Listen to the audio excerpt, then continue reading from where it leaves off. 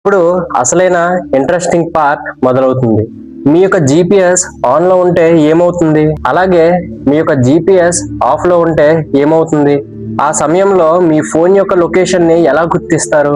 ఇది తెలుసుకోవాలంటే అసలు జీపీఎస్ ఎలా పనిచేస్తుందో ముందుగా మనం తెలుసుకోవాలి. మనం సాధారణంగా జీపీఎస్ అంటే మన ఫోన్ లో ఒక జీపీఎస్ చిప్ ఉండి అది నేరుగా మన లొకేషన్ ని ఎమర్జెన్సీ సర్వీస్ వారికి పంపిస్తుంది అని అనుకుంటాం.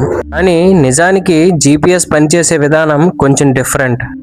మీ మొబైల్ ఫోన్ ఆకాశంలో ఉన్న అనేక రకాల శాటిలైట్ సిగ్నల్స్ ని రిసీవ్ చేస్తుంది.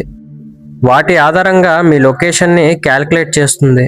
అందుకే మీరు బయట ఓపెన్ ఏరియాలో ఉన్నప్పుడు మీ లొకేషన్ చాలా యాక్యురేట్ గా చూపిస్తుంది. ఇప్పుడు మీ ఫోన్ యొక్క జీపీఎస్ ఆఫ్ లో ఉంటే ఏమవుతుంది?